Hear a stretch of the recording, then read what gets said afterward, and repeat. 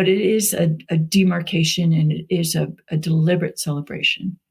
It could be a happy hour with some friends. It could be a picnic. It could be a formal service. It could take a lot of different shapes and form. But the idea is mark it. Okay, today I am so glad to introduce you to my friend Kathleen Joy. She has been a sparkle pony in my life for quite a while. She teaches at Stanford. She runs OB for major corporations, OB meaning organizational behavior. She's developed a lot of really beautiful tools for understanding archetypes and helping yourself see them in you and in others so that communication is easier. Burning Man Artist did this huge install where you could insert into a mailbox, a winged mailbox, your letters to the universe. And then later on, they would read those anonymized letters and create subsequent art out of them. And now she's working on another really cool interactive art project about, sort of lessons for how to live in a human body. And it's kind of a utopian sci-fi fantasy thing about sort of, that's what it is. I don't know how to describe it. I should let her describe it, actually. Anyway, she was really instrumental for me in articulating something that a lot of women in midlife go through. After we have done this big job of raising kids, 18 years, 22 years, however long it takes before they leave, there's not exactly like a gold watch moment. And there's no way to encapsulate the magnitude of the work that went into that, and the heart and the care and the intensity of raising a human. And so we talked about what would that be like to have a ceremony for that. She brought the full experience of designing ritual and designing experience and her professional work into creating the ritual for the empty nest that's in the Reverence book. So I'm so thrilled to welcome this sparkling, beautiful woman to the pod. Meet Kathleen Joy.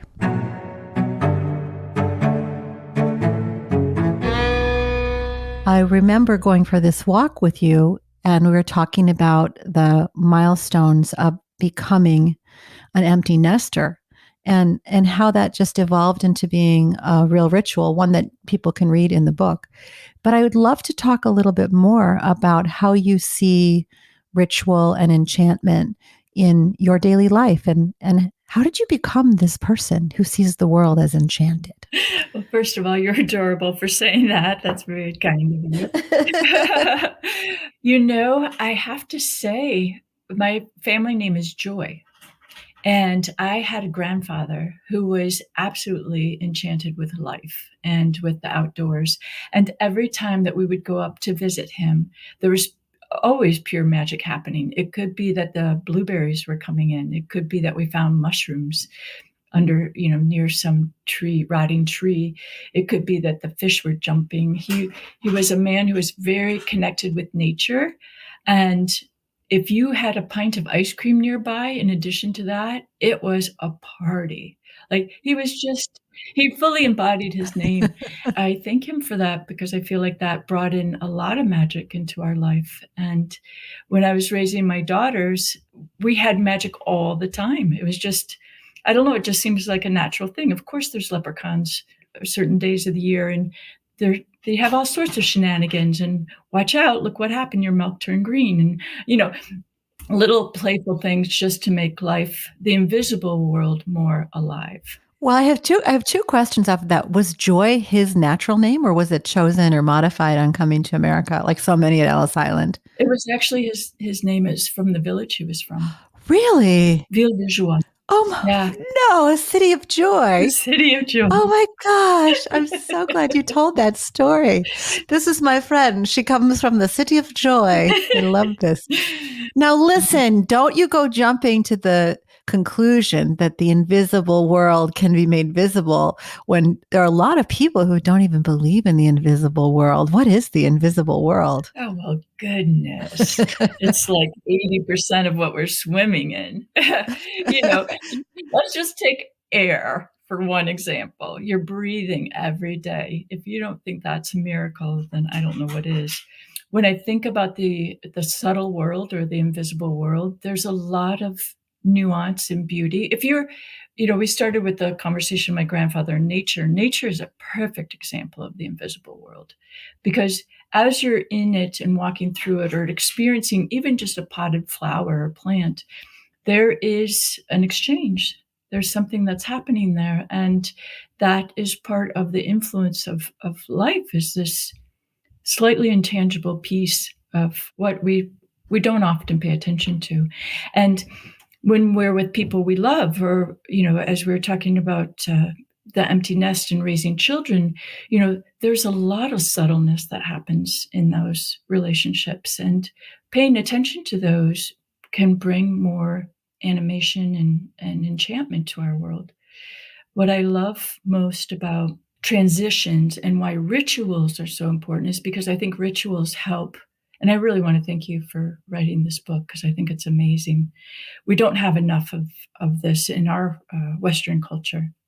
But these transition points need creative pivots. We need to somehow make material and real all these things that are so subtle and can be enchanting in our life concrete in some way. We need to create experiences with them. And I think that's part of the magic of ritual is that we can acknowledge what is more subtle. I love this idea of making the immaterial concrete, something that you can point to. That's sort of the whole point of life in a body anyway. And there are some things that we've done really well as a culture. We say this is a beginning and this is an ending. This is a graduation. This is an enrollment or an embarkation. But then there have been a lot of things that we don't. And as I was going through the book, I noticed the things that we don't mark often have negative emotions attached to them. Like we're together in our celebrations of birth and together in our celebrations of weddings, but not so much together in the divorce or together in the miscarriage or, grief, like grief around funerals. And there's a whole new end of life movement that's emerged that's really about a transparent, open way of living that we'll talk to Dream Mullick about later.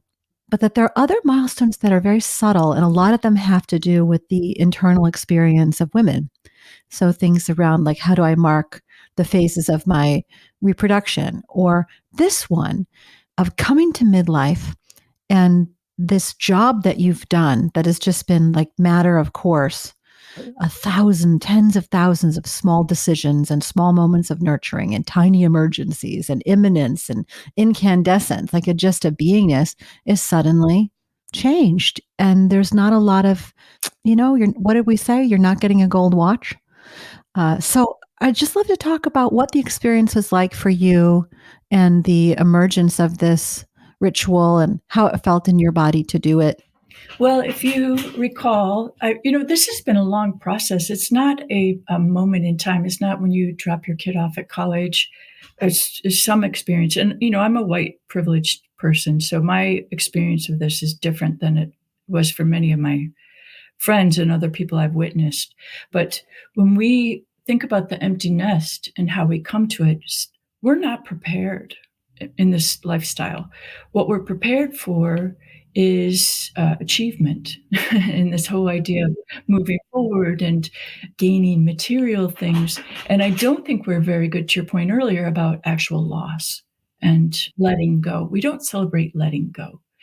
And the way that I came into this was really incremental, and I found it difficult because I didn't have guidance. I didn't have a real ritual or practice around it. And I think that empty nesting is a practice. When it goes sideways, there can be bad consequences. I have had friends who just haven't even let go yet. They're still trying to helicopter their kid at 26, and they don't know really, they feel lost without that role that they had, and they don't know how to transition out of the role. In my work life, I work with people getting promotions, moving into different areas in their career. And I feel like that's a gap we kind of miss is like, well, where's the promotion for the parent or it's like, oh, your child is launched into the world. So let's now take you to the next level and let's make that a joyful thing versus just that your kid has gone away and now we've left you somewhere. You no longer serve a purpose. There's a lot of women who experience this differently. I've had people who have had this empty nest, because their kids were incarcerated, or they empty nesting because their kids are on the streets and they found addiction, or they're empty nested because their kid got to go to college and have that particular experience, or they've become estranged with their children and they've empty nest that way. And I just believe we haven't really acknowledged that that process is very important to a person's life. And for women in particular, biologically, we are changed by that. I love that you went to this varieties and flavors of loss. Like that, I had never even thought of that you could be having an empty nest experience because your child went to prison or because they're sick or something, or mentally ill or addicted. That's like even more heartbreaking. It's difficult enough doing the normal progression from, or what I consider the normative progression, like your child's been well launched and they're off and now who are you? How do you mark that time? But my heart is opening for anybody who's going through it in a different way. And so just want to acknowledge that. Oh man, parenting. So you are suggesting in some way that there is a normal progression from having children at home, actively being responsible for what they're doing every day, their basic development, and then to suddenly them not being at home. And that schedule, which structured your life, is gone. And so what do you think is a healthy progression for a parent as the child grows and leaves? Well, I think of it in three parts. And the first part is sort of the pre-ritual, or it's the beginning of the ritual. It's pre-celebration is what I call it. And it's the moment in time where you get to really review your story around parenting and what it was like for you, and thinking about, well, what really sucked about that. Man. I like to be honest about these things. And I think the more honest and truthful you can be to yourself, and perhaps you have one person who witnesses you in this storytelling, but to think about what were the things that were hard, because you can't really leave something and have completion if you haven't been thorough, I don't think.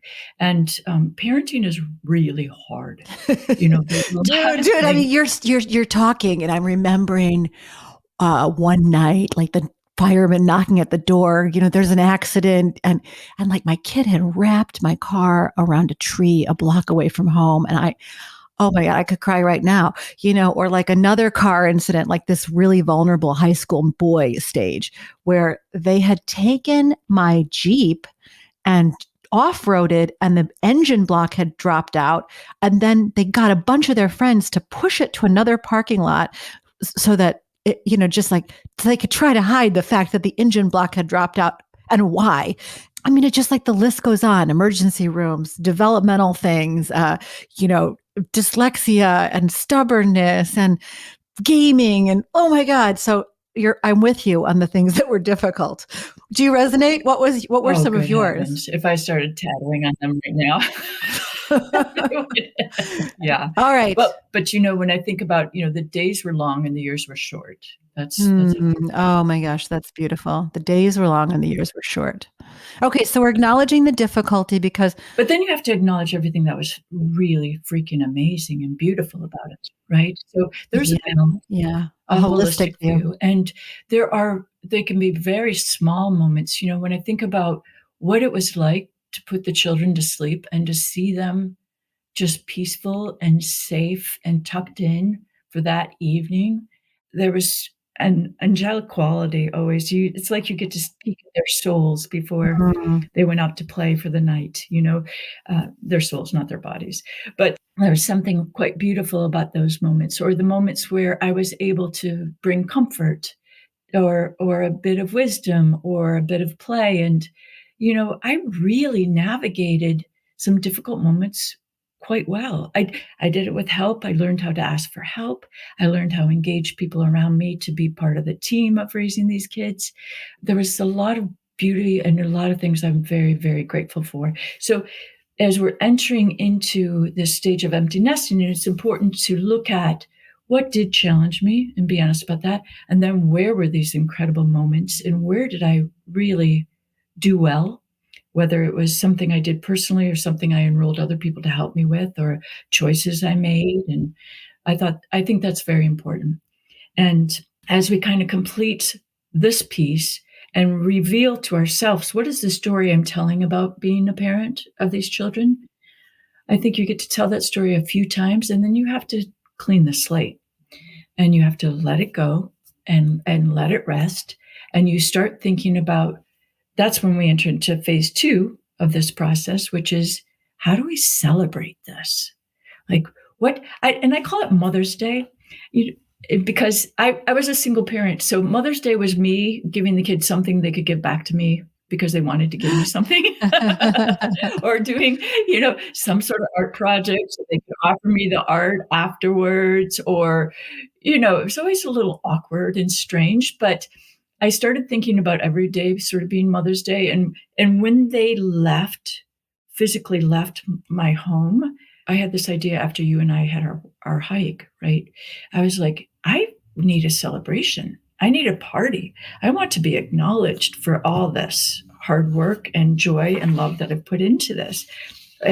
It's like my bat mitzvah. It's like my graduation. It's like my own promotion to celebrate that I'm moving into this different era. And there's, in your book, the people will find there's all different things we can do around this ritual, but it is a demarcation, and it is a deliberate celebration. It could be a happy hour with some friends. It could be a picnic. It could be a formal service. It could take a lot of different shapes and form. And I think the book offers a lot of different ideas for that. But the idea is, mark it by yourself. When we're marking things, there's usually a before state and an after state, and something that is a physical embodiment of that, a piece of jewelry, a symbol, a name change, some kind of token. But what do you think was different for you before the ritual and after the ritual? After the ritual, I actually went in and changed one of the bedrooms into my new studio. Oh, interesting. That's how I changed it. And creating my studio, what that did, it was allow me to start to see where I was going personally, right? Who was I becoming? Now I know they're off in school and they're having their adventures and they're learning, but what was my path forward? And the studio was a way for me to say, this is my space. This is where I will create the next version. And it was, for me, that was the biggest part of the ritual, was having a new space to be in. So for people, that could take the form of, like, before this, I was involved in my children's life every day. And after this ritual, it'll be a twice a week check-in. Or it might be, before this ritual, I was like giving them money. And after this ritual, I'm not going to be giving them money. They're going to be, there might be things like that, or like increase boundaries between you and the children. And then there's the piece that you're saying is like, there's after this ritual, a new focus, a new energy, a new invitation. And I might symbolize that through my space or my body or my calendar. The biggest thing that was different for me before and after was how I manage my time. That I really felt that, I'm much more a person who likes to get up really early and get out the door. And the ritual of raising was, you're really kind of stuck there doing whatever needs to be done, really kind of on their schedule, and you have to be back on their schedule. And so now the freedom of movement of, like, being able to say, hey, I'm going to take off and head to the mountains for a couple of days. And when I get there, being like, I'm going to take an extra day because I don't feel like rushing back. That's the biggest shift for me, is just like that for me was reclaiming my time, and that was a conscious choice to get off of the clock time that had driven me for 30 years, What are some other examples of befores and after that you've seen in your friends? Well, one more personal one, but I was thinking about how I speak to my children has changed. The conversations have changed. So I talk to them much more as a mentor and coach now, as sort of the wider guide rails. They can touch into me periodically. I dialogue differently. I ask a lot more questions than I used to. I create a little more space for them to self-discover versus me telling them. It's very different for a 2-year-old. You need to put those shoes on versus, my 21-year-old and saying, well, tell me more about that. How'd you choose that? That's interesting. And I think that's a big demarcation is the quality and type of conversations I'm having with these people. When I've watched other folks do this, they do things like they just send care kits and they'll send little gifts and they'll say, okay, here, just sending love. Yeah. Gotta go. Here's some chocolate chip cookies. Have a nice finals. Those snack bags and snack kits. Yeah. So there's things like that. Sometimes I see parents before and after doing things like, here's a plane ticket, here's a backpack, here, go discover the world, and I'll talk to you in a year, and we'll see where you land. Oh. Probably the biggest thing is how they relate back to their community and who they are in their community again. That's a little bit different. If you used to be a PTA parent or a soccer person or whatever it was, however you were involved in your children's community, you may be starting a new community. And I've seen many people refresh friendships or start with in-service projects or, take on more in the workspace than they used to be able to do. That's happened a lot.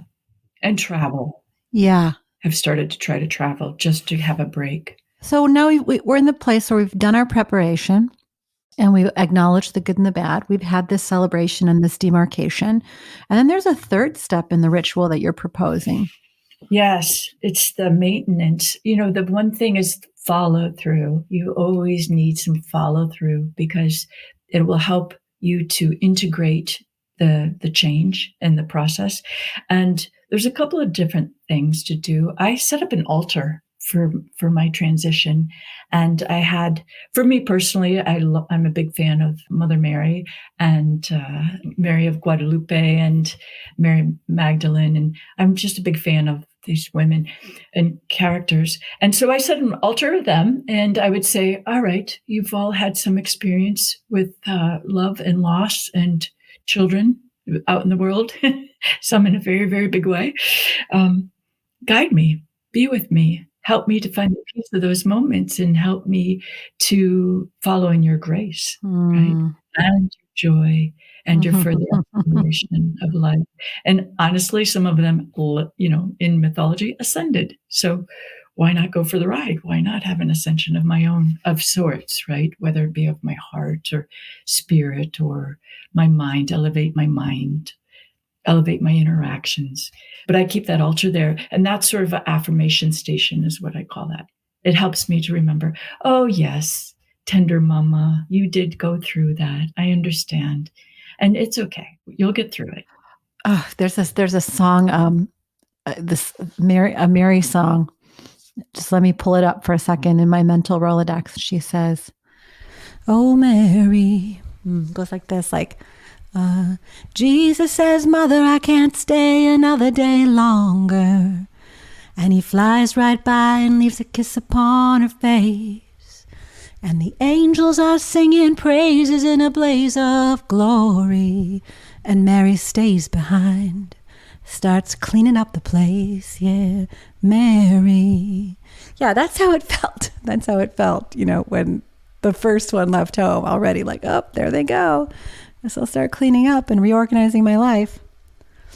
There is this piece of letting it take time, there's sometimes a desire, people say they focus on the wedding, but nobody really thinks about after the wedding and integrating what's life going to be then. And so this thing about letting the ritual happen, the demarcation happen, but then giving yourself the space to integrate. Post-ceremonial work is called integration, and that integration can take a while. You said something in the before and after conversation around your life expanding and opening the studio. And I wonder if you could talk about what you are doing now and how your current expansion as an organizational behavior person, as a professional leadership coach, as a professor, all artist, all the things you're doing. What have you noticed in your own life unfolding? Well, I have noticed that I'm actually really great at transitions and that I've hit many, many myself, and I've tried to go through them as consciously as possible, and that my client work is based and my teachings are based in helping people with transitions.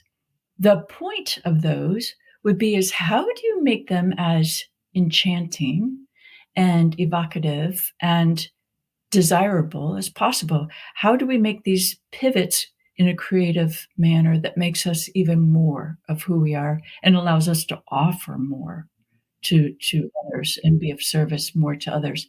I have a basic principle that the more full our cup is, the more we can be of service.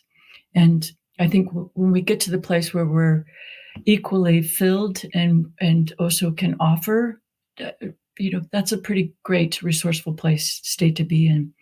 So the work that I'm doing now and where the mothering has taken me is I am looking for very creative ways to help people do creative pivots and pivot in their life.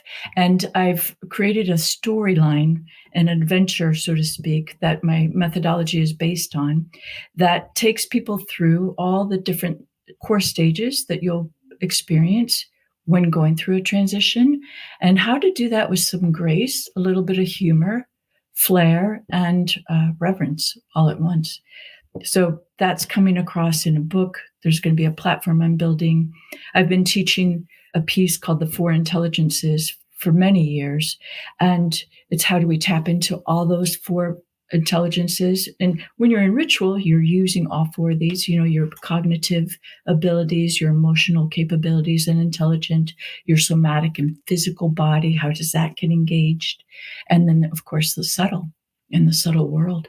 So I'm finding different ways to bring these to life and in interactive and engaging ways, not only for the individual to become more balanced, but to create community around it and hopefully healing. If we just take that, I just want to see if we can integrate this backwards actually and say these four intelligences into the ritual. The cognitive piece is the mind piece, like the memory of what happened when we were talking about reviewing what was good and bad. That's the cognitive piece. And then you had the emotional piece of like the grieving and the joy and feeling that. The subtle piece is in the affirmation, in sort of the mindfulness quality, the energetic body, the quality of release. And then the physical piece is in the ritual itself, the physical ritual. Would that be the right reading of that? Yes, physical ritual also would include physical space. And the physical space, the change of your office and all of the other things. So this is a template for an integrated transition, no matter what it is in your career or in your, would you say that? Is that what, am I hearing you right? I have used this with people in their career for sure. Interesting. Yeah. If you think about it, anytime where you get to warm up and tell your story and make your learnings and discoveries, and a lot of what you're doing is completion work, right? What do I have to forgive? What can I have gratitude about? What do I need to let go of? And then you move into the actual ritualization of it, which is a big piece of what we're missing in general, right? And what your book is trying to support more of. And then the integration piece afterwards is how do you maintain that? I have an affirmation station or an altar, but there's a number of different things people could do. They may make a new friend that enhances that space. They might join a new activity. They might have an additional meditation or prayer they do, depending on really which of those intelligences you need to reinforce the most. Some of the women that I know, it tends to be in the emotional space. They haven't necessarily, the process allows them to grieve and to really feel that emptiness and then come to a still point. When you hit stillness, that's when you can build up again. But they need company for that a lot. A lot of the women I know need accompaniment, whether it be a counselor or a friend or a professional or some sort of witnessing. It's hard to do in isolation. And you even helped me that. I don't know if you remember this, but we went out for a hike near my home one day, and I was having one of those grief moments. And you just sat with me on this rock as we were looking out over at this waterfall, and you were helping me let it go. And the subtle environment of the nature, of the running water, all that was helping me on the physical plane, right? Experience release. You were talking to me, your words were allowing emotional release. And then that allowed my mind to clear. And then I could start thinking more clearly about next steps and what would be helpful and where I needed to go. So these intelligences are always interplaying with each other. We just tend in this society to highlight the cognitive and the mental because we think that's what intelligent means. And that if you're really smart and you're logical and you're analytical and you can put things together, that means you've got it all. But in fact, honoring all four of these areas are what's important for real integration. I want to speak about this idea of being accompanied, and that accompanied isn't, as you're pointing out, always a professional, but that sometimes we have difficulty sitting in our own difficult emotions in response to somebody else's grief. And what I want to say is, through all the work in the prisons and the healing trauma work that I've been exposed to, one of the most powerful healing at all is for you to stay in your own center and just be present with someone else and whatever they're feeling, not to contract away from it because it's too scary or overwhelming for you, or leaning out to try and fix them. That both of those responses to somebody else's experience aren't extremely helpful, but to just hold it and witness and let them have what they're having is an extremely powerful field healing. And that, I think, is a movement away from the professionalization of therapy, like that there is a lot that if we're just grounded, we can do for each other. I remember that moment. That was really beautiful to me, and actually prompted a bunch of other things in my own work, in my own inner work later. So thank you. Yeah, I have, it's part of my, one of the tools that I work with people on is called the fair witness. And it's exactly that. And there's a little more work involved, but the very first piece is how I call it bracketing, because I've always liked, when you're writing, you can put things in bracket and it's like the little side thought and you can come back to it later. And so often when we're trying to be present with ourselves and with another, I think of it as, well, let me bracket that. Let me put that just over to the margin. I'll come back to it and I'll pay attention to it. But right now, let me just be open and present with the person in front of me. And there's something really lovely about accepting someone as a blank canvas and letting go of all your storylines and your beliefs and your thoughts about them and your opinions and blah, blah, blah, which we all have. And just see what else emerges. And that is going back to that concept of enchantment and that concept of magic or synergy. It's that opening the window to a subtle difference. I've known sometimes I've been listening to someone perhaps when I found their story a little bit difficult, and I do find myself judging, and I'm like, really? Like that? I don't know about that. But if I kind of bracket and put myself in that fair witness place, I can tap into whole new realms of things: compassion, empathy, wonder, reverence, appreciation. And I would never have hit those resources within myself had I not allowed that moment to happen. Well, I think that's a beautiful place to bring this part to a close, because if you integrate the ritual and you integrate the four intelligences and you have fair witness and you touch into nature, man, you are well on your way to making meaning and smooth transition through this particular life phase, or really anyone. So I hope you come and learn more about Kathleen and her work, her amazing artwork, and also sign up for this amazing platform that she's developing, which incorporates all of these ideas into an experience and into a book and into an art project. Thank you, hon. Thank you. Thank you so much for being with us in this discussion about the empty nest. Now, this might not be your particular situation as a man or a woman. You might not have an empty nest, but maybe there are some things in there that are portable for you into other places where there's a transition, how to create a ceremony around it. I mean, part of the intention of the book is to give examples of rituals and ceremonies and how they can ground us in our body, help us feel things, help us make meaning, as a way of inspiring people to do that for all the things that matter in their own life. So we're doing a series right now on reverence with some of the people that are in the book. I would say there are 10 people who contributed to this book, including this beautiful photography by Samantha and the design by Colleen Shelley. And I really love for you to have a copy. So you can find it on Amazon or you can find it at rosewoman.com. I would love for you to buy the book. There's a matching journal and some other things like that to help you track down your own acts of reverence, self-care, honoring, and witnessing for others. So come see me at the.rose.woman on Instagram, or find me at rosewoman.com. Subscribe to the newsletters and stuff like that. There's always good stuff in there. And let me know what your own rituals are and how you're creating a reverent way of being in the world and living in wonder and living enchantment. How are you serving magic? I'd love to hear from you. Stay happy, stay free. Remember who you are. Pure love, pure light, pure consciousness. See you next time.